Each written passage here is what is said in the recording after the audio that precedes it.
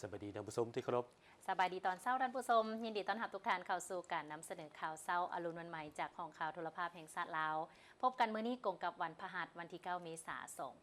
2026จะนำเสนอโดยอนุรักษ์วีรวงศ์กับเอกสันติประจักษ์เจ้าคือเก่าพวกเราจะมาพบกัน1มื้อต่ออาทิตย์ในข่าวเช้าจ้ะเวลามื้อนี้ก็มีหลายข่าวที่น่าสนใจและมีความสำคัญมานำเสนอทั้งข่าวภายในข่าวต่างประเทศและข่าวกีฬาถ้าเป็นที่พวกเขามาเริ่มที่ได้มีพิธีเปิดดำเนินการผลิตเชื่อมต่อไฟฟ้าเข้าระบบของโครงการเชื่อมต่อพลังงานสะอาดภาคเหนือของเราระยะที่1ซึ่งเป็นโครงการพลังงานไฟฟ้าแสงตะวัน 1,000 เมกะวัตต์ของบริษัท CGN ซึ่งได้จัดขึ้นในวันที่7 เมษายนผ่านมาอยู่นครหลวงเวียงจันทร์พิธีเปิดดำเนินการผลิตเชื่อมต่อไฟฟ้าเข้าระบบของโครงการฐานเชื่อมต่อพลังงานสะอาดภาคเหนือของลาวระยะที่1โครงการพลังงานไฟฟ้าแสงตะวัน 1,000 เมกะวัตต์ของบริษัท CGN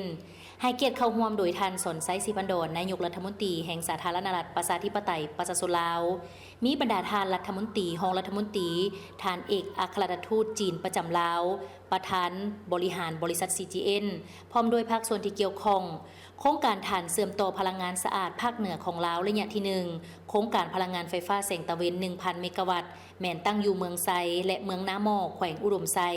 เป็นโครงการพลังงานแสงตะวันแบบโครงการเดียวที่ใหญ่ที่สุดในอาซีตะวันออกเฉียงใต้คาดว่าจะผลิตไฟฟ้าได้เฉลี่ยประมาณ 1.65 ตื้อกิโลวัตต์โมงต่อปีเทียบเท่าการลดพรการปล่อยไอคาร์บอนิกประมาณ 1.3 ล้านต้นเป็นโครงการพลังงานแสงตะวันเทิงภูขนาดใหญ่ทำอิฐในลาว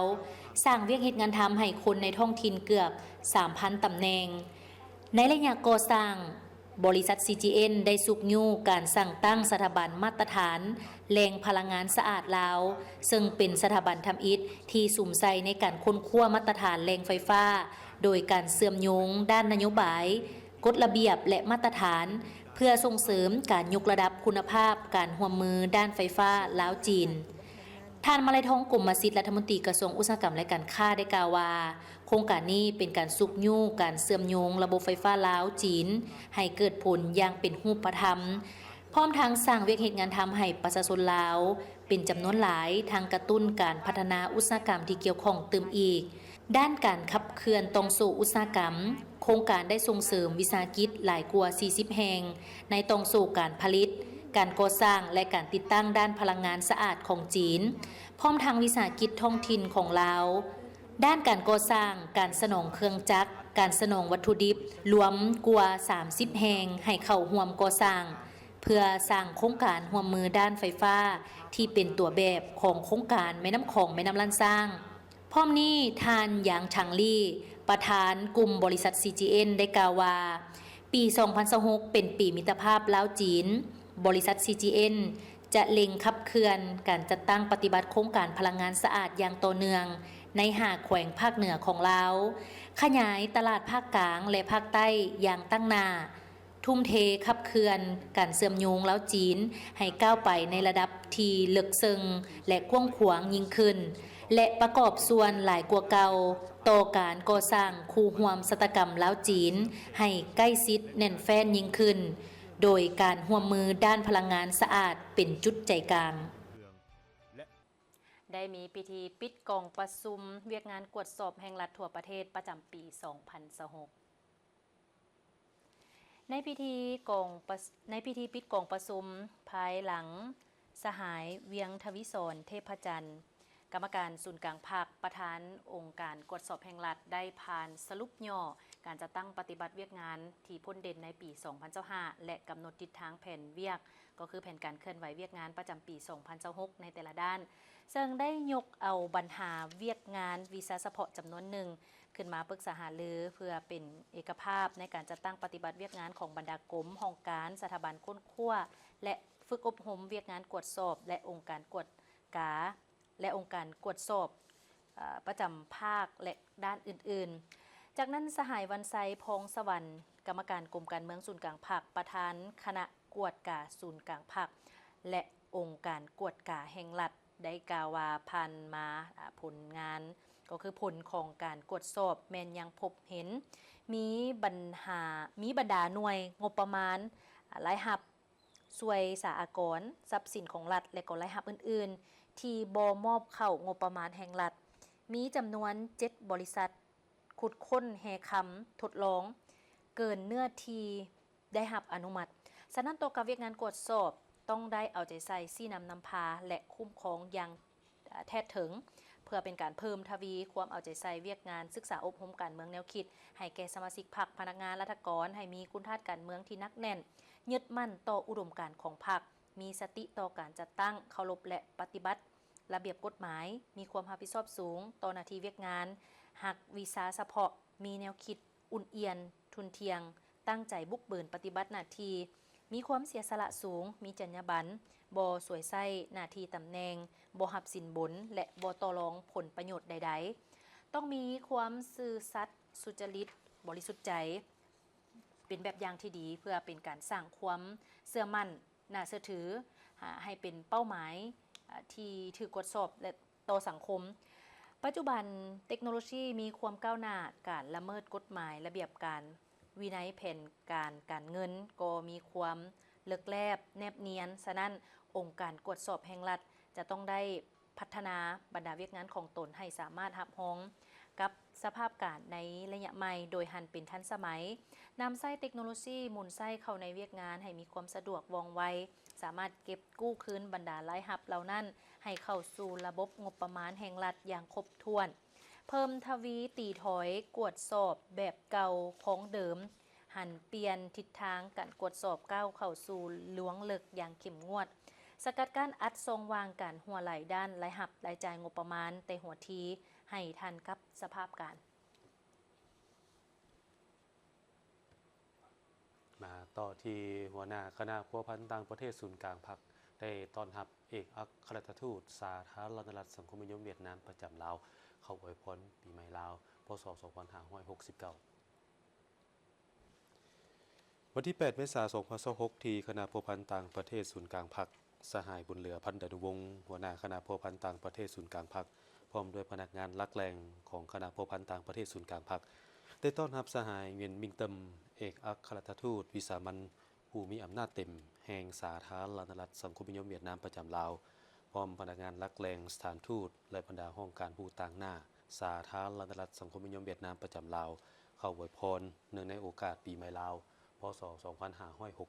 2569สหายบุญเรือพันธุ์ดานุวงศ์ได้ต่างหน้าคณะพรรคคณะนำและพนักงานคณะพัวพันธ์ต่างประเทศศูนย์กลางพรรคแสดงความขอบใจต่อสหายเวียนมิงเติมพร้อมด้วยคณะที่ได้มาอวยพรเนื่องในโอกาสปีใหม่ลาวพศ2569ที่ได้นำเอามิตรจิตมิตรใจความสามัคคีหักแพงฐานมิตรสหายไอ้น้องที่ใกล้ชิดและคำอวยพรไซอันประเสริฐมายังคณะนำคณะพรรคและพนักงานคณะพัวพันธ์ต่างประเทศศูนย์กลางพรรคทุกทั่วหน้าได้ตีราคาสูงต่อการประกอบส่วนของสถานทูตในการประสานสมทบอย่างแน่นแฟ้นกับคณะพัวพันธ์ต่างประเทศศูนย์กลางพรรคและภาคส่วนต่างๆของลาว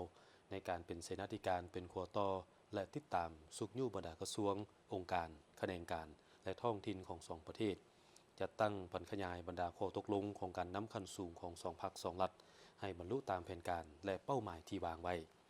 พร้อมกันนี้ก็ประกอบส่วนเขาในการเพิ่มพูนคุ้นสร้างและเพิ่มทวีสายพัวพันมิตรภาพอันยิ่งใหญ่ความสามัคคีพิเศษการร่วมมือรอบด้านและหุ้นส่วนยุทธศาสตร์ระหว่างสองพรรคสองรัฐ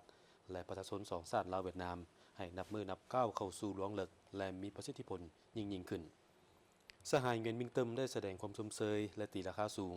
ต่อบรรดาผลสำเร็จที่พรรครัฐบาลและประชาชนลาวบรรดาเผ่าญาติมาได้ตลอดระยะแห่งการเปลี่ยนแปลงใหม่ก็คือการจัดตั้งผันขยายมติกองประชุมใหญ่ครั้งที่ 12 ของพรรคได้อย่างมีไซและตีราคาสูงต่อการประกอบส่วนสำคัญของคณะพัวพันธ์ต่างประเทศศูนย์กลางพรรคเข้าในผลสำเร็จรวมของสปป.ลาวก็คือการประกอบส่วนเข้าในการเสริมสร้างสายพัวพันมิตรภาพอันยิ่งใหญ่ความสามัคคีพิเศษการร่วมมือรอบด้านและหุ้นส่วนยุทธศาสตร์ลาวเวียดนามลาวพร้อมกันนี้สองฝ่ายแลกเปลี่ยนความคิดความเห็นต่อบางปัญหาที่ต่างฝ่ายให้ความสนใจยินดีประสานสมทบอย่างแน่นแฟ้นในการจัดตั้งปฏิบัติบรรดาข้อตกลงการร่วมมือของการนำคันสูงของสองฝ่ายพร้อมทั้งร่วมกันเป็นเจ้าการประสานสมทบในการไกล่เกลี่ยการเยี่ยมยามสปป.ลาว อย่างเป็นทางการของผู้ประจำการคณะเลขาธิการศูนย์กลางพรรคคอมมิวนิสต์เวียดนามพร้อมด้วยคณะผู้แทนขั้นสูงพรรครัฐเวียดนามในวันที่ 9 เมษายน 2026ท่านผู้ชมที่เคารพในปัจจุบันนี้สามารถได้เว้าได้ว่าปัญญาประดิษฐ์เข้ามามีบทบาทในการติดต่อสื่อสารในการขายในการเฮ็ดธุรกิจเกือบว่าทุกแขนงการขออนุญาตก่อนสิไปข่าวนี้ขออนุญาตถามเอกสารปัจจุบันนี้ได้นำไส้ปัญญาประดิษฐ์เข้าในเวียกงานตัวจริงเขาบ่จะแน่นอนแล้วเพราะเวียกซื้อพวกเขานี่มันต้องได้เป็นยุคดิจิตอลละยุคทันสมัยแต่ว่ามันก็มีหลายอย่างที่พวกเขาต้องได้เรียนรู้ตื่มจากผู้ที่ว่าเชี่ยวชาญเฮาก็พอเห็นได้ตามที่พวกเขาฮู้โดยพื้นฐานฉะนั้นแล้วทุกโครงเขตเวียกงานของภาครัฐและเอกชนนี่เห็นได้ถึงความสำคัญของเวียกงานนี้เดี๋ยวนี้เพิ่นกำลังเผยแพร่ไปทุกบรรดากระทรวงองค์การได้เพื่อความสะดวกในการเฮ็ดเวียกของเพิ่นนั่นแหละสามารถเว้าได้เลยว่าทั้งภาครัฐภาคเอกชนทุกหัวหน่วยทุกโครงเขตเวียกงานแมนมีความจำเป็นหรือว่าต้องหันเปลี่ยนแหละเอกสารที่จะมานำไส้ปัญญาประดิษฐ์หรือว่า AI ช่วยในการเฮ็ดเวียกของเฮาอันที่1ประหยัดเวลาเนาะเมื่อก่อนนี้ก่อนสิแล้วเวียกนึงนี่ต้องใช้เวลาดนสมมุติว่าคิดแผนการตลาดก็ต้องใช้เวลาดนต้องออกแบบกราฟิกดีไซน์ต้องใช้เวลาดนแต่ว่าเดี๋ยวนี้บางเทื่อทุกหน้าเวียกที่อนุรักษ์เว้ามา4-5หน้าเวียกนี่ใช้เวลาเพียงแต่ประมาณ 3-5 นาทีในการออกมาเป็นบทความเป็นบทข่าว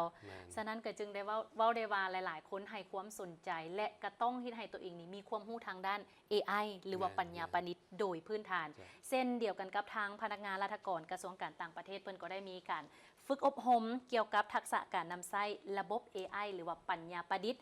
นำไส้เข้าในเวียกงานในวันที่ 8 เมษายน 2026 อยู่ที่กระทรวงการต่างประเทศเพิ่นได้มีการจัดฝึกอบรมเกี่ยวกับทักษะการนำไส้ปัญญาประดิษฐ์หรือหลายคนเข้าใจง่ายๆก็คือ AI ให้กับพนักงานราชการของกระทรวงการต่างประเทศโดยการเป็นประธานของทานไม้ทองธรรมวงศารองรัฐมนตรีกระทรวงการต่างประเทศมีวิทยากรจากกระทรวงเทคโนโลยีและการสื่อสารโดยนำเสนอเกี่ยวกับพื้นฐานและจรรยาบรรณของปัญญาประดิษฐ์การนำไส้ปัญญาประดิษฐ์เข้าในการวิเคราะห์ข้อมูลข่าวสารการนำไส้ปัญญาประดิษฐ์และก็ไส้ในการสร้างรูปภาพเนาะแต่งรูปภาพออกแบบรูปภาพด้วยปัญญาประดิษฐ์หรือว่า AI และพร้อมกันนี้AI นี่ยังช่วยเรื่องของการสร้างเนาะเพิ่นเอิ้นว่าสร้างอินโทรกราฟิกด้วย AI เอกสารอันนี้เป็นความล้ำสมัยของปัญญาประดิษฐ์อีหลีเนาะโดยที่เฮาบ่ต้องคิดเพียงแต่เฮาสั่งคำสั่งไปเพิ่นก็สามารถคิดออกมาให้เฮาได้เลยนะการสร้างบทนำเสนอหรือว่า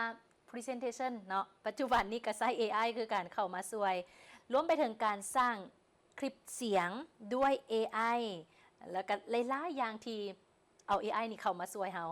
สำหรับการฝึกอบรมครั้งนี้เป็นเวทีที่มอบความสำคัญเพื่อเพิ่มความรู้และก็ทักษะเรื่องของการพัฒนาทักษะในการนำใช้ระบบ AI ให้แก่พนักงานราชการกระทรวงการต่างประเทศเพื่อให้นำไปหมุนไส้เข้าในเวียกงานตัวจริง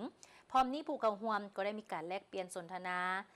เรื่องกับแบ่งปันประสบการณ์ร่วมกันเพื่อสร้างความเข้าใจที่ลึกซึ้งในการนำใช้เทคโนโลยีเข้าในการพัฒนาเวียกงานและก็ยกระดับความสามารถให้สอดคล้องกับยุคดิจิตอลให้ถึกวิธีให้มีความปลอดภัยในยุคใหม่เพราะว่าจรรยาบรรณปัญญาประดิษฐ์แม่นหลักปฏิบัติด้านจรรยาบรรณที่กำหนดเกี่ยวกับคุณค่าพื้นฐานเช่นว่าสิทธิส่วนบุคคลความเป็นส่วนตัวความเสมอภาคความรับผิดชอบฉะนั้นปัญญาประดิษฐ์หรือว่า AI บ่แม่นเรื่องของอนาคตบ่แม่นเรื่องที่ไกลตัวอีกต่อไปปัจจุบันแม่นถูกบรรจุเข้าเป็นเอิ้นว่าบรรดาอุปกรณ์และเครื่องมือที่พวกเรานำใช้ในชีวิตประจำวันมันสามารถเป็นเครื่องมือในการสร้างเป็นเครื่องมือในการทำลายได้เช่นเดียวกันแน่นอนคือกับเหรียญมี2ด้านเนาะมีทั้งด้านดีและด้านที่อาจจะเป็นผลกระทบฉะนั้นผู้นำใช้ปัญญาประดิษฐ์หรือว่า AI นี่ก็ต้องได้ศึกษายกตัวอย่างด้านดีก็คือประหยัดเวลาให้แหล่งข้อมูลข่าวสารเฮาได้หลากหลายขึ้นแต่ว่าในเวลาเดียวกันด้านลบถ้าหากเฮาได้ข้อมูลโดยที่ AI ให้เฮามาและเฮาบ่ได้มีการวิเคราะห์หรือว่าแยกแยกเฮาก็อาจจะได้ข้อมูลที่ผิดพลาดไปได้เช่นเดียวกันก็คือการเรียนรู้แหละเนาะเจ้า AI นี่มันช่วยเฮาเรียนรู้ได้หลากหลายกว้างขวางกว่าเก่าแต่สิ่งที่มันเน้นปัจจุบันนี้แหละแม่นเรื่องจรรยาบรรณการละเมิดสิทธิส่วนบุคคลแม่นแล้วสิเอารูปเอกสารรูปเป็ดน้อยสิอนุรักษ์นี่นะไปบอกว่าเอาให้พัฒนานุ่งเครื่องสินุ่งเครื่องนั่นหรือว่าเฮ็ดอย่างนี้มันก็มีได้เฮ็ดได้เจ้าเฮ็ดได้แม่นเฮ็ดได้แต่ว่าเจ้าสิไปลงเปิดเผยทั้งสื่อออนไลน์ด้วยว่า ให้คนในสังคมฮู้หลายก็ชีวิตเรื่องสิทธิส่วนบุคคล แม่นแล้วเจ้าใส่ในการออกแบบเพื่อความคิดสร้างสรรค์เพื่อเพิ่มยอดขายเพื่อการสื่อสารอาจจะเป็นผลดีแต่ในเวลาเดียวกันถ้าเป็นภาพที่ไปเอา AI สร้างมาแล้วเป็นการตัวเนาะหลอกลวงเนาะเกินความเป็นจริงอันนี้มันผิดพลาดแล้วเนาะผู้ใช้นี่หรือว่าผู้รับชมนี่ก็ต้องได้คิดน้ำกันเติมแล้วก็คือไอ้เอกว่าเมื่อกี้นี่อนุรักษ์ก็อยากเสริมเรื่องสิทธิส่วนบุคคลแท้ๆเนาะความเป็นส่วนตัวหรือว่าจรรยาบรรณที่เขาจะไปใช้นี่ต้องมีบ่ คื ซั่ อน บาง แล้ว เรื่องนี้เขาก็มีเรื่องการใช้ภาษาเด้ เจ้า ภาษาก็มีผิดพลาดหลายให้บอกจะมีทางฝ่ายที่เกี่ยวข้องคนก็อยากให้ทางผู้พัฒนา AI หรือว่าภาคส่วนเกี่ยวข้องนี่เบิ่งช่วยกันแก้ไขปัญหาที่ช่วยกันเพื่อให้มันออกมาถูกต้องที่สุดนะ แม่นแล้ว วันนี้พวกเขาเว่าเรื่องนักเรียนเก่ง เพราะว่าหลายๆแขวงเนาะแล้วก็นครหลวงพวกเขาก็ได้ทำการสอบสิ่งนักเรียนเก่งจากขั้นเมืองแมันบ่ เจ้า มาขั้นนครหลวงต่อไปก็จะเป็นระดับชาติได้บัดนี้วันนี้มีข่าวของนครหลวงนี่แหละ เจ้า ป .5 ม .4 แล้วก็ม .7 มี12คนที่ว่าได้อันดับหนึ่ง เจ้า ของนครหลวงเนาะในศกปีนี่แหละ2025 2026และจะได้เป็นตัวแทนของนครหลวงไปแข่งขันระดับชาติในมมนี้ เจ้า พิธีสรุปนักเรียนเก่งขันนครหลวงเวียงจันทน์ได้จัดขึ้นในวันที่ 7 เมษายน 2026เข้าร่วมเป็นประธานของท่านนางวิไลวรณ์จันทรตีรองประธานคณะกรรมการปกครองนครหลวงเวียงจันทน์ในพิธีท่านนางลิปาเอียลิบัวเปาหัวหน้าแผนกศึกษาธิการและกีฬานครหลวงเวียงจันทน์ได้ผ่านบทสรุปการสอบเส็งนักเรียนเก่งขันป .5 ม .4 และม .7 ทั่วนครหลวงเวียงจันทน์ซึ่งได้จัดการสอบเส็งในวันที่ 3 มีนาคม 2026ที่โรงเรียนมัธยมสมบูรณ์เวียงจันทน์ในนี้ขันป .5 มีผู้เข้าสอบเส็ง79 คนหญิง 47 คน มี 3 วิชาสอบเส็งคือ วิชาคณิตศาสตร์ ภาษาลาว และวิชาวิทยาศาสตร์ และสิ่งแวดล้อม ผลการสอบเส็งอันดับ1วิชาคณิตศาสตร์ ได้แก่เท่า กิษณะ แก้วสันติ โรงเรียนประถมศึกษาสินไซวิชาภาษาลาวได้แก่ นางดาวิกา เทพพวงศ์จากโรงเรียนประถมศึกษาวงคำศรีเมืองจันทบุรี ส่วนวิชาวิทยาศาสตร์และสิ่งแวดล้อม อันดับ1มี2คนที่ได้คะแนนเต็ม10จากโรงเรียนประถมศึกษาสันทลักษณ์เมืองไซเศรษฐาคือนางธิดาพรแก้วสวรรค์และนางสีนากัลลยาสำหรับการสอบเส็งนักเรียนเก่งขันม .7 มีผู้เข้าสอบเส็ง39 คนหญิง28 คนวิชาสอบเส็งมี4วิชาคือคณิตศาสตร์ภาษาลาววรรณคดีฟิสิกส์ศาสตร์และวิชาเคมีศาสตร์ผลการสอบเส็งอันดับที่1วิชาคณิตศาสตร์และเคมีศาสตร์นักเรียนจากโรงเรียนมัธยมศึกษาสมบูรณ์สามัญพรสวรรค์เมืองไซธานีได้แก่เท่า แก้วอาทิตย์เยงซีมัววิชาคณิตศาสตร์ส่วนวิชาเคมีศาสตร์ได้แก่นางมณีลินไซท้องป่าวิชาภาษาลาววรรณคดีได้แก่นางอินทรานิตสวัสดิ์วงศามสหอมสวรรค์เมืองหาดไทฟองวิชาฟิสิกส์ศาสตร์ได้แก่เท่าคำมีโซก4 เดือนเพ็งมสเวียงจันทน์เมืองจันทบุรีนักเรียนแต่ละคนจะได้รับใบย่องยอพร้อมเงินสนับสนุนการศึกษาผู้ละ7,500,000 กีบในนี้จากแผนกศึกษาธิการและกีฬานครหลวงเวียงจันทน์5 ล้านกีบและบริษัทโชคไซผู้ละ2,500,000 กีบโดยหลานรู้สึกดีใจหลายที่ได้เป็นนักเรียนเก่งของขันนครหลวงก็บ่คิดว่าสิได้เป็นนักเรียนเก่งของขันนครหลวงก็รู้สึกดีใจที่ได้ผ่านพ้นในการเป็นนักเรียนเก่งของขันนครหลวงเนาะเวลาเรียนหนังสือนั้นหลานก็ตั้งใจทำเรียนมันตอบคำถามของครูเนาะแล้วเวลาอยู่บ้านถ้าครูอาจารย์ให้เวียกบ้านหลานก็สิเอาขึ้นมาเฮ็ดเจ๋งกว่าสิสำเร็จแล้วก็แบ่งเวลาอ่านบทเรียนอยู่บ้านหลานก็ขอขอบใจพ่อแม่ครูอาจารย์และผู้อำนวยการที่คอยให้กำลังใจซัพพอร์ตหลานในการไปเป็นนักเรียนเก่งทุกขั้นบ่ว่าจะเป็นขั้นเมืองกับขั้นนครหลวงตัวของน้องแมนรู้สึกตื่นเต้นหลายแล้วก็ดีใจหลายที่ตนเองสามารถได้อันดับที่1เพราะว่าตัวของน้องเองก็ได้ใช้ทั้งความพยายามได้ใช้ทั้งทุ่มเททั้งเวลาต่างๆในการทำเรียนเพื่อให้มาถึงในจุดนี้ได้ในการเรียนแมนเวลาอยู่เรียนน้องก็จะเอาใจใส่ทำเรียนนำครูอาจารย์หรือเป็นการฝึกแก้ต่างๆด้วยตัวของตนเองอยู่บ้านบางครั้งน้องอาจจะช่วยพ่อแม่เฮ็ดเวียกต่างๆแล้วจึงกลับมาเพื่อเบิ่งบทเรียนแก้บทฝึกหัดต่างๆที่ครูอาจารย์เป็นผู้มอบให้ขอบใจหลายๆถ้าบ่มีทั้งพ่อแม่ผู้ปกครองครูอาจารย์แม่นตัวของน้องเองก็บ่มีทางมาถึงในจุดนี้ได้โดยน้องรู้สึกดีใจและก็ภูมิใจหลายที่ตัวเองได้เป็นตัวแทนในแก่แขวงนครหลวงเวียงจันทน์ เพราะว่าแต่ก่อนน้องก็เคยมีความผิดพลาดและก็ความผิดหวังในการสอบเสียงนักเรียนเก่งอยู่ชั้นป .5 และม .4 ซึ่งจากความผิดหวังในครั้งนั้นมันก็ได้กลายมาเป็นแรงผลักดันให้น้องได้ตั้งใจในการศึกษาทำเรียนให้ดีกว่าเก่าจนสามารถกลายมาเป็นตัวแทนในแก่แขวงนครหลวงเวียงจันทร์เพื่อสืบต่อสอบเสียงในการแข่งระดับชาติประจำปี 2025-2026 สุดท้ายนี้ก็อยากขอบใจครูอาจารย์ที่คอยสั่งสอนสิสอนป้อนบทเรียนให้น้องอยู่เรื่อยๆขอขอบใจทางพ่อแม่ที่คอยซัพพอร์ตและสิสอนให้น้องเป็นคนฮู้ผู้ดีขอขอบใจทางโรงเรียนหอมสวรรค์ที่ให้โอกาสและเห็นถึงความพยายามในการเป็นนักเรียนเก่งของน้อง สำหรับอันดับที่ 1จำนวน 12 คนที่เป็นตัวแทนนักเรียนเก่งให้แก่นครหลวงเวียงจันทร์จะได้เข้าร่วมการสอบเสียงนักเรียนเก่งระดับชาติ 2025-2026 ที่จะจัดขึ้นในต่อหน้า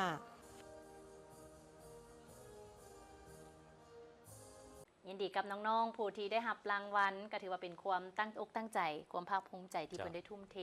จนเฮ็ดให้ได้ชนะในการแข่งขันครั้งนี้แล้วก็สู้สนต่อไปมาต่อที่ข่าวท่านผู้ชมเป็นข่าวของโครงการส่งเสริมการปลูกข้าวแบบยืนยงของบริษัทเบียร์ลาวจำกัดแม่นเริ่มเก็บเกี่ยวข้าวนาแซงเคียงคู่กับการนำใช้เทคนิคการปลูกข้าวแบบเปียกสลับแห้งเพื่อเป็นการสืบต่อยกระดับกสิกรรมสีเขียวแบบยืนยงในสปป.ลาวจากผลสำเร็จในฤดูนาปีผ่านมาโครงการได้สืบต่อนำไส้แนวทางการเฮ็ดกสิกรรมแบบฟื้นฟูโดยผสมผสานกับการเลี้ยงสัตว์ในทุ่งนาเพื่อช่วยลดพรแรงงานในการกำจัดศัตรูพืชพร้อมทางช่วยสร้างความหลากหลายทางชีวนานาพันธุ์ในพื้นที่ทุ่งนาในฤดูนาแซงนี้โครงการได้ดำเนินการร่วมมือกับศูนย์ค้นคว้าข้าวและพืชเศรษฐกิจในการขยายการนำไส้เทคนิคการปลูกข้าวแบบเปียกสลับแห้ง AWD อย่างต่อเนื่องและเริ่มลงมือเก็บเกี่ยวผลผลิตร่วมกับกลุ่มชาวนาในโครงการปัจจุบันมีหลายกว่า400ครอบครัวและมีเนื้อที่การผลิตหลายกว่า600เฮกตาร์โดยเน้นการควบคุมคุณภาพการปลูกให้ได้มาตรฐานกสิกรรมสะอาด GAP กสิกรรมอินทรีย์ออร์แกนิกและเทคนิคการปลูกข้าวแบบเปียกสลับแห้ง AWDนี่ช่วยให้ประหยัดน้ำได้ถึง30ส่วนห้อยพร้อมทั้งช่วยลดพรการปล่อยไอพิษเฮือนแก้วที่เป็นสาเหตุหลักเฮ็ดให้โลกร้อนและเป็นการลดผลกระทบต่อสิ่งแวดล้อมในการที่ว่าเฮาได้มาจะตั้งปฏิบัติเวียกอยู่นี้เนาะเป็นโครงการร่วมมือระหว่างเบียร์ลาวและสถาบันค้นคว้ากสิกรรมป่าไม้และพัฒนาชนบทของพวกเขาเนาะในเวียกงานที่กิจกรรมที่พวกเขาได้มาจะตั้งปฏิบัติอยู่นี้เนาะเป็นการที่ว่าพวกเขาได้มาช่วยเนาะหรือว่ามาซัพพอร์ตทั้งเบียร์ลาวนี้เรื่องการปลูกข้าวที่ว่านำใส่เทคนิคแบบประหยัดน้ำนี้เนาะโดยผ่านการเฮ็ดนาแบบเปียกสลับแห้งนี้เนาะหมายก็มาตัวนี้เนาะกิจกรรมตัวนี้แม่นข้อดีมันก็คือว่าเทคนิคตัวเฮ็ดนาแบบประหยัดน้ำเนี่ยก็คือว่า1เนาะคือว่าเฮาเห็นผลได้รับโดยตรงก็คือว่ามันเฮ็ดให้ประหยัดน้ำได้เนาะจากข้อมูลที่เฮาเฮ็ดการค้นคว้าผ่านมาสามารถประหยัดน้ำได้ถึง 50% เนาะของถ้าเทียบกับการเฮ็ดนาแบบปกติของชาวเกษตรกรหั่นเนาะและอันที่2ก็คือว่าลดพรเนาะการปล่อยไอเฮือนแก้วหั่นเนาะโดยเฉพาะแม่นไอเมทานเนาะแต่ว่าในอันนี้เนาะเป็นการพันขยายเนาะของผลของการค้นคว้าของพวกเฮาที่ทางศูนย์เฮาได้จัดตั้งปฏิบัติเนาะแล้วก็มาสมทบกับเบียร์ลาวเพราะว่าอันนี้แม่นเบียร์ลาวแม่นเพิ่นต้องการผลิตข้าวเนาะสำหรับป้อนเบียร์ที่ว่าข้าวที่ว่าเป็นมิตรต่อสิ่งแวดล้อมเนาะโดยเฉพาะแม่นลดพรไอแก๊สเรือนแก้วโดยเฉพาะไอเมทานนั้นเนาะที่ว่าเกิดจากการเฮ็ดนาแบบขังน้ำหรือว่าเฮ็ดนาแบบปกติของชาวเกษตรกรสำหรับเทคนิคการปลูกข้าวแบบเปียกสลับแห้งบ่เพียงแต่ช่วยยกระดับคุณภาพและเพิ่มผลผลิตข้าวเท่านั้นหากยังช่วยฟื้นฟูคุณภาพของดินในระยะยาวเสริมสร้างรายรับสร้างความมั่นคงให้แก่กลุ่มชาวนาในโครงการและถูกกำหนดให้เป็นแนวทางกสิกรรมแบบฟื้นฟูได้มาอบรมมื้อนี้เนาะก็ได้เรียนทั้งทฤษฎีแดและก็ตัวจริงพร้อมพวกเขาก็ได้มาลงตัวจริงอยู่ที่หน้าบ้านที่แทนของพวกเขาบทเรียนมื้อนี้ที่พวกเขาเจ้าได้รับก็คือเฮ็ดนาเปียกสลับแห้งเนาะฉะนั้นทฤษฎีพวกเขาเรียนมาแล้วพวกเขามาลงตัวจริงมื้อนี้ก็ถือว่าได้เห็นตัวจริงเกี่ยวแก่กับการนำใส่น้ำประหยัดน้ำเนาะเฮ็ดให้นาของพวกเขาลดต้นทุนเนาะเพราะว่าต้นทุนน้อยได้กำไรหลายฉะนั้นถ้าพวกเขาเนาะกลุ่มชาวนาพวกเขาได้เฮ็ด นาเปียกสลับแห้งตัวนี้ก็ถือว่าดีหลายอยู่บ่อนใดบ่อนว่าพวกเขาจะสามารถมีเครื่องวัดแทกเนาะเครื่องวัดแทกก็คือเครื่องวัดแทกน้ำของพวกเขาถือว่าเฮ็ดให้พวกเขาหันได้พากันมีความรู้สึกดีอกดีใจที่ได้รับบทเรียนอันใหม่เนาะที่โครงการเพิ่นได้เฮ็ดให้พวกเขาได้รับบทเรียนอันยิ่งใหญ่จากโครงการที่เฮาเรียนมาเนาะก็คือเฮ็ดนาเปียกสลับแห้งฉะนั้นข้าพเจ้าจะนำเอาบทเรียนตัวนี้ไปนำใช้ที่ท้องถิ่นก็คือบรรณรงค์ของพวกเขาและนาทุกๆบอนที่ได้รับฝึกอบรมในมื้อนี้เนาะที่พวกเขาได้เรียนรู้ขอขอบคุณ การเริ่มต้นฤดูเก็บเกี่ยวข้าวนาแซงในปีนี้เป็นอีกบัตรก้าวสำคัญในการร่วมพัฒนาระบบการปลูกข้าวที่มีประสิทธิภาพเป็นมิตรต่อสิ่งแวดล้อมส่งเสริมและลดพรการนำเข้าวัตถุดิบเคียงคู่กับการสร้างความยืนยงอย่างมั่นคงให้แก่ภาคกสิกรรมของประเทศ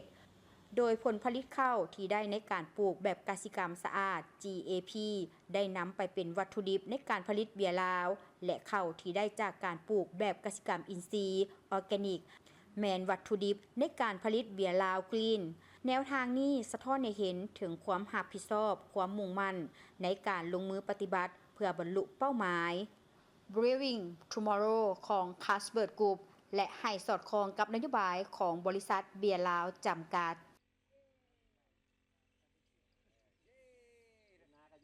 วิธีเพื่อให้ เจ้า ผลผลิตออกมาดี ได้ผลผลิตหลายได้คุณภาพ ด้วยคุณภาพอีกเนาะวันนี้เฮามาต่อที่ได้มีการเซ็นสัญญาร่วม2ฉบับระหว่างธนาคารร่วมพัฒนามหาชนหรือว่า JDB และบริษัทหลักทรัพย์ BCL KT เพื่อยกระดับการร่วมมือทางด้านการเงิน และสนับสนุนแผนเพิ่มทุนของธนาคาร พิธีเซ็นสัญญาร่วมมือ2ฉบับระหว่างธนาคารร่วมพัฒนามหาชนหรือ JDB และบริษัทหลักทรัพย์ BCL KT จัดขึ้นวันที่ 6 เมษายน 2026 ที่สำนักงานใหญ่ธนาคารร่วมพัฒนามหาชนโดยมีท่านสุริศักดิ์ธรรมนุวงศ์รองผู้ว่าการธนาคารแห่งสาธารณรัฐประชาธิปไตยประชาชนลาวมีผู้ต่างหน้าสำนักงานคณะกรรมการคุ้มครองหลักทรัพย์ต่างหน้าตลาดหลักทรัพย์ลาวผู้บริหารขั้นสูงและองค์การจัดตั้ง2ฝ่ายเข้าร่วมสัญญาฉบับทมิตรเป็นการแต่งตั้ง BCL KT เป็นที่ปรึกษาด้านการเงินสำหรับแผนการเพิ่มทุนจดทะเบียนของ JDB เป้าหมายของแผนงานเพื่อเสริมสร้างความแข็งแรงด้านแหล่งทุนเพิ่มขีดความสามารถในการขยายสินเชื่อพัฒนาบริการการเงินใหม่และรองรับการเติบโตของธนาคารในระยะยาวอิงตามข้อตกลงมาด้วยการเพิ่มทุนจดทะเบียนและเงินลงทุนของธนาคารธุรกิจและสาขาธนาคารธุรกิจต่างประเทศฉบับเลขที่ 45/นย.ลงวันที่ 11 เมษายน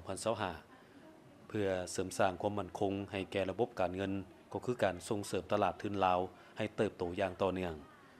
ส่วนสัญญาฉบับที่ 2 แม่นการแต่งตั้ง JDB เป็นธนาคารตัวแทนสำหรับสร้างของ BCL KT ซึ่งนับเป็นธนาคารตัวแทนสำหรับสร้างลำดับที่ 2 ของ BCL KT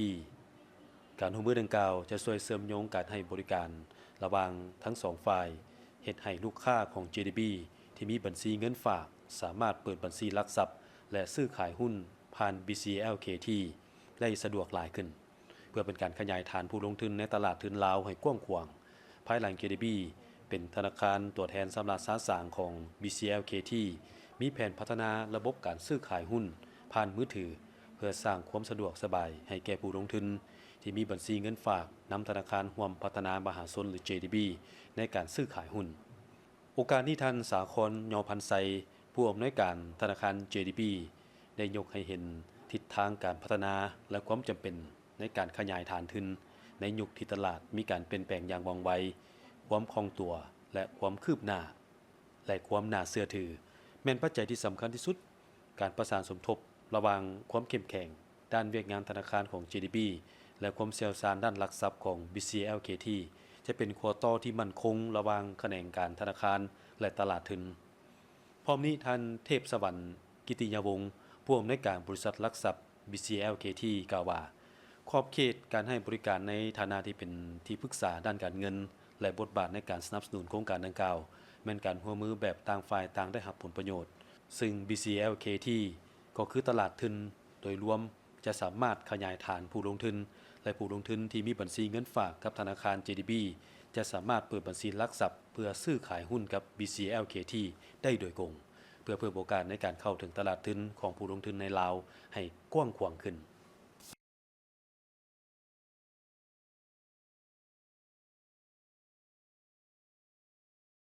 พวกเฮาไปข่าวทางแขวงเซกองได้มีพิธีมอบหับและเปิดน้ำใส้อาคารแผนกการต่างประเทศแขวงเซกองเข้าร่วมมีท่านคันติศรีละวงศาห้องเลขาพรรคแขวงประธานคณะกรรมการปกครองแขวงท่านนางหมวนทิแทงลิกห้องประธานคณะกรรมการประชาชนแขวงยะลายมีผู้แทนทั้ง2แขวงพร้อมภาคส่วนเกี่ยวข้องเข้าร่วมท่านพจนานินทนนท์หัวหน้าแผนกการต่างประเทศแขวงซีกองรายงานว่าโครงการก่อสร้างสำนักงานแผนกการต่างประเทศแขวงซีกองมีมูลค่าการลงทุนทั้งหมด15ตื้อดงซึ่งแม่นของขวัญจากคณะพักองค์การปกครองและประชาชนแขวงบิงดิงในเมื่อก่อนก็คือแขวงยะลายในปัจจุบันมอบให้แก่คณะพักองค์การปกครองและประชาชนแขวงซีกองภายหลังที่ได้รับการมอบหมายจากคณะกรรมการปกครองแขวงซีกองเป็นเจ้าของโครงการแผนกการต่างประเทศแขวงซีกองได้สมทบกับบรรดาแผนกการแขนงการที่เกี่ยวข้องและบริษัทที่ปรึกษาออกแบบเพื่อดำเนินการประกอบเอกสารตามขั้นตอนการออกแบบใบประเมินราคาและได้จัดตั้งการประมูลสำเร็จตามระเบียบการอย่างถูกต้องโครงการได้เริ่มลงมือก่อสร้างตั้งแต่วันที่8เมษายน2024มาฮอดปัจจุบันได้สำเร็จการก่อสร้าง100ส่วน100เป็นอาคารห้องการเฮ็ดเวียก2ชั้นประกอบด้วยระบบพื้นฐานโครงร่างเทคนิครวมมีเฮือนจอดรถเดินและเส้นทางภายใน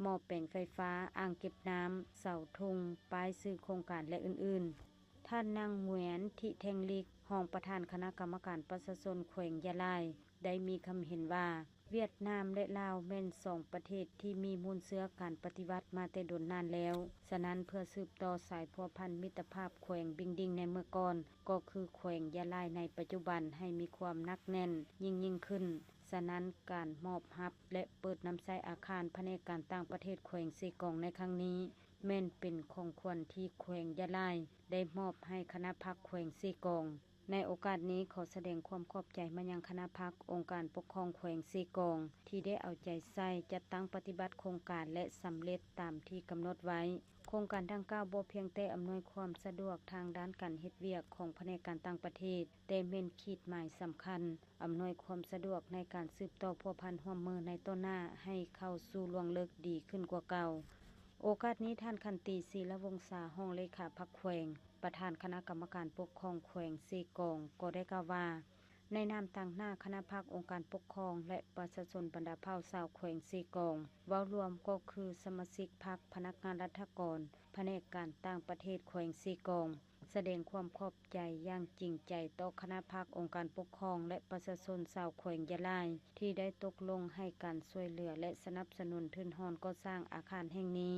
และขอรับเอาอาคารบอนประจำการแผนกการต่างประเทศแห่งนี้อย่างเป็นทางการและขอมอบต่อให้แผนกการต่างประเทศแขวงก็คือคณะพรรคคณะแผนกสมาชิกพรรคพนักงานรัฐกรแผนกการต่างประเทศแขวงซีกองเป็นผู้คุ้มครองน้ำใช้ให้เกิดมากเกิดผลเอาใจใส่ปกปักรักษาน้ำใช้อาคารแห่งนี้ให้ถึกเป้าหมายมีความยืนยงยาวนานจากนั้นในพิธีก็ได้ตัดเทปผ้าเปิดการนำใช้อาคารแผนกการต่างประเทศแขวงซีกองอย่างเป็นทางการเชิญผ่านคันตีศิดาวงศาของเลขาพรรคแขวงโดยติดอุยบานจิกเวียนติ่นซีกองย่อเรื่องกี่คันตีบรรดาฐานคณะแขวงยะลายบรรดาฐานคณะแขวงซีกองมาต่อที่คณะนำแขวงดักลักสาธารณรัฐสังคมนิยมเวียดนามมาเยี่ยมยามและอวยพรปีใหม่ขานนำแขวงสารวันเสริงนำโดยสหายอียางเกอรีเกอนึงห้องเลขาพรรคแขวงประธานแนวโฮมประเทศศาสตร์เวียดนามแขวงดักลักพร้อมด้วยคณะด้วยให้การต้อนรับของสหายดาวงพรแก้วกรรมการศูนย์กลางพรรคเลขาคณะบริหารงานพรรคแขวงอยู่ที่ห้องคำห้องสโมสรแขวงโอกาสนี้ทั้งสองฝ่ายได้แสดงความอยู่ยามทำข่าวและอวยพรใส่อันประเสริฐซึ่งกันและกันพร้อมทั้งอวยพรใส่ให้ประชาชนทั้งสองแขวงมีสุขภาพแข็งแรงมีความผาสุกพร้อมกันนั้นได้รายงานแลกเปลี่ยนข้อมูลเกี่ยวกับการเคลื่อนไหวและการจัดตั้งปฏิบัติแผนพัฒนาเศรษฐกิจสังคมในระยะ3เดือนต้นปี2016ของแต่ละแขวงในระยะผ่านมาทั้ง2แขวงกำลังเผชิญหน้ากับความท้าทาย และอุปสรรคหลายประการเช่นปัญหาขาดแคลนน้ำมันและราคาน้ำมันเสือไฟเน่งติ่งสูงเฮ็ดให้ต้นทุนการผลิตและการบริการเพิ่มขึ้น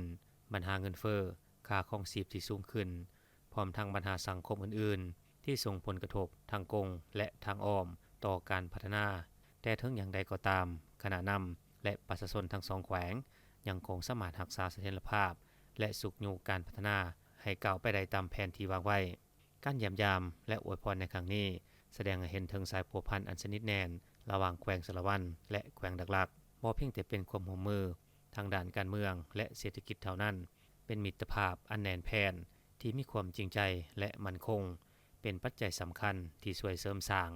และพัฒนาสายสัมพันธ์พิเศษอ้ายน้องลาวเวียดนามและเวียดนามลาวให้นับมือแน่นแฟ้นยิ่งขึ้น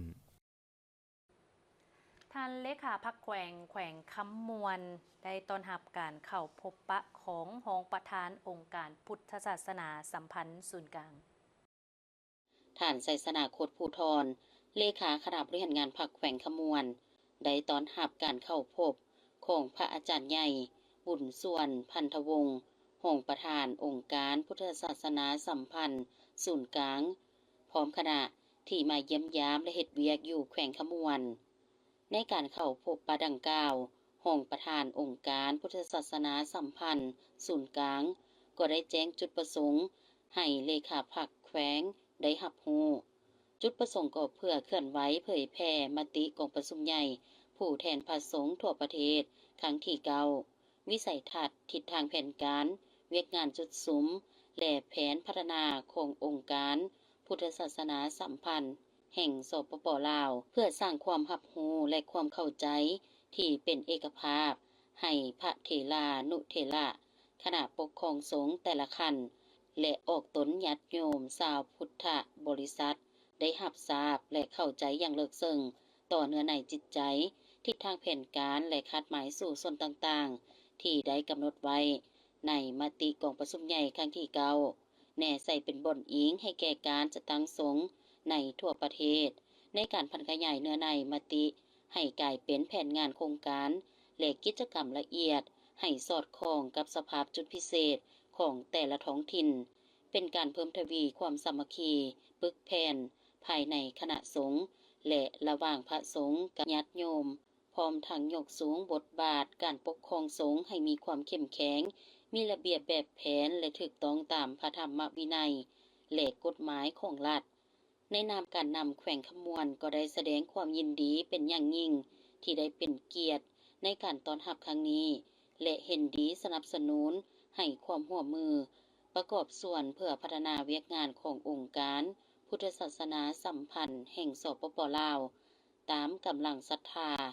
โอกาสพบปะครั้งนี้พระอาจารย์ใหญ่บุญส่วนพันธวงศ์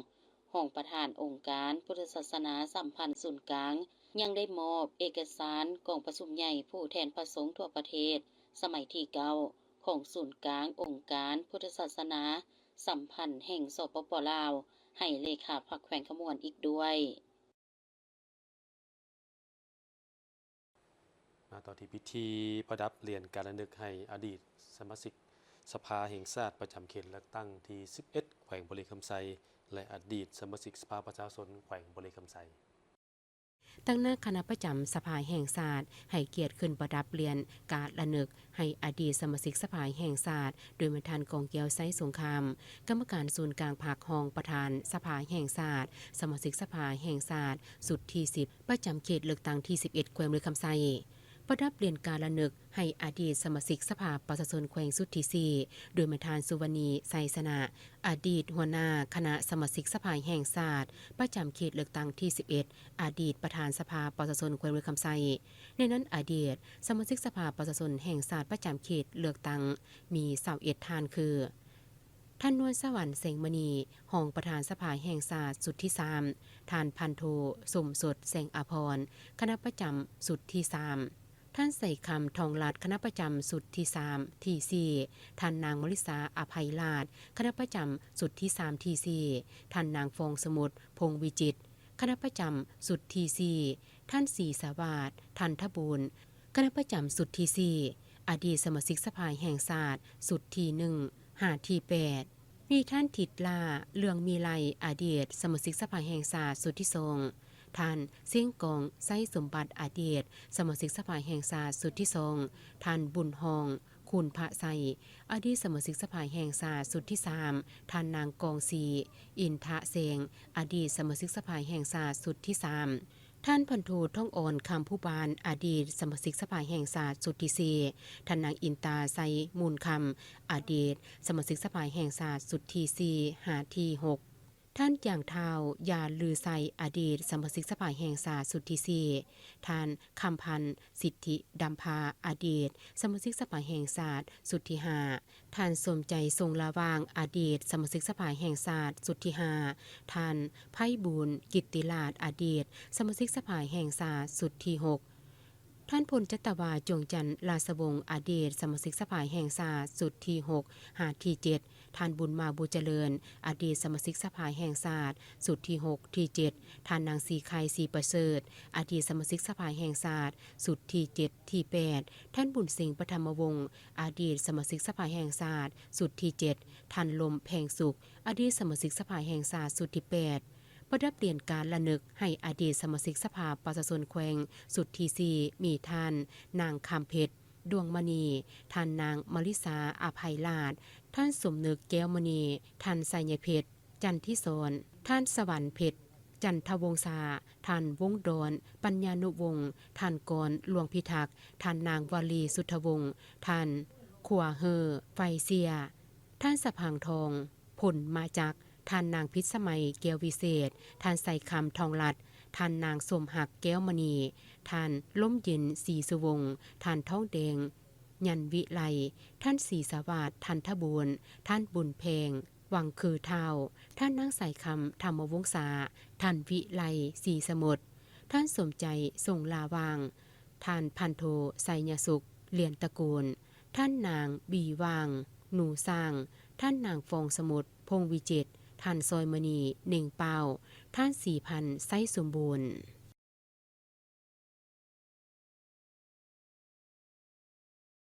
แขวงสัญบุรีได้ปาฐกถาเล่าคืนมูลเสื้อวันสั่งตั้งกำลังป้องกันความสงบครบรอบ65 ปี โดยการเป็นเกียรติเข้าห่วมของท่านเพ่งนิรันดร์คำพันเพ็งกรรมการศูนย์กลางผักเลขาพักแขวงประธานสภาประชาชนแขวงไสยบุรีมีห้องเลขาพักแขวงประธานห้องประธานปกครองแขวงคณะประจำพักแขวงกรรมการพักแขวงสมาชิกสภาแห่งชาติสมาชิกสภาประชาชนแขวงหัวหน้าห้องหัวหน้าแผนกการองค์การกรมกองนายและพลทหาร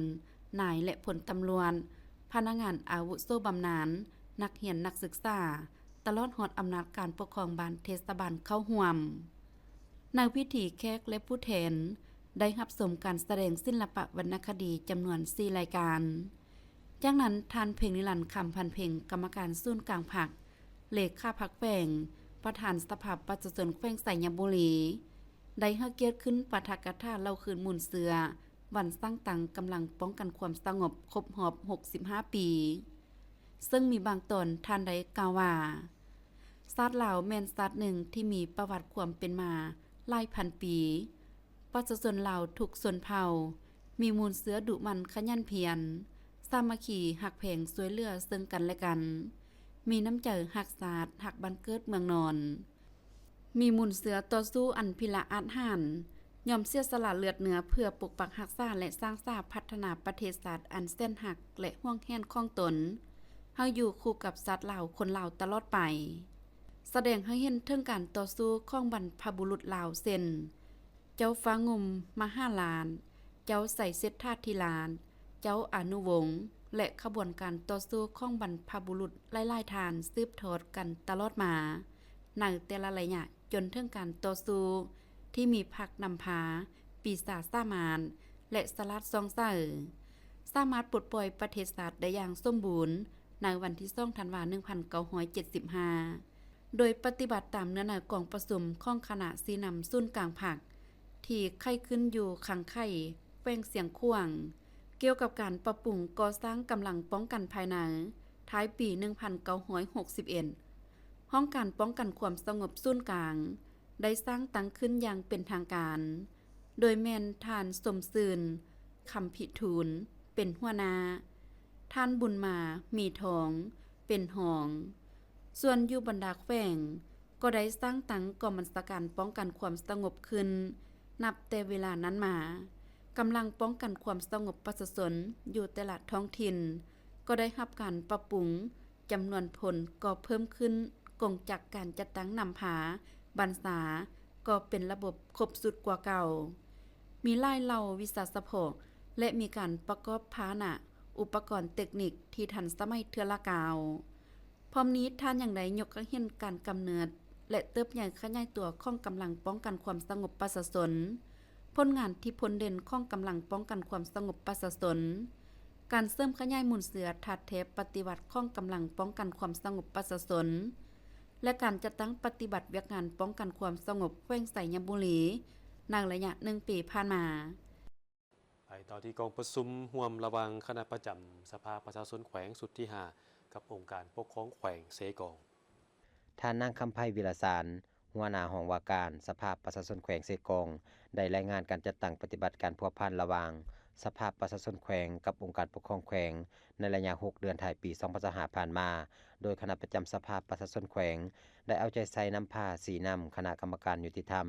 และป้องกันศาสตร์ป้องกันความสงบประสานสมทบกับองค์การปกครองแขวงเคลื่อนไหวและสุขอยู่บรรดาแผนกการภาคส่วนที่เกี่ยวข้องในการสร้างและปรับปรุงนิติกรรมใต้กฎหมายได้เกินแผนของสภาสุทธิ4กำหนดประสานสมทบกันกะเกียมบรรดาเนื้อในกองประชุมครั้งปฐมฤกษ์ของสภาประชาชนแขวงสุทธิ5จำนวน10เนื้อใน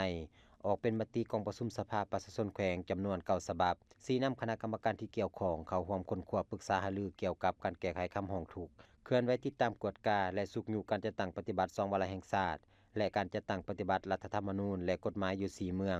ในบรรดาเป้าหมายของสมาชิกสภาประชาชนแขวงได้7ครั้งกองประชุมครั้งนี้ยังได้ผ่านห่างแผนกาเกียมและดำเนินกองประชุมครั้งปฐมฤกษ์ของสภาประชาชนแขวงสุทธิ5รายงานการกาเกียมความพร้อมด้านเนื้อในต่างๆขององค์การปกครองแขวงและเอกสารอื่นๆที่เกี่ยวข้องที่จะนำเข้าพิจารณารับห้องเอาในกองประชุมครั้งปฐมฤกษ์ของสภาประชาชนแขวงสุทธิ5ที่จะใครขึ้นในมม.นี้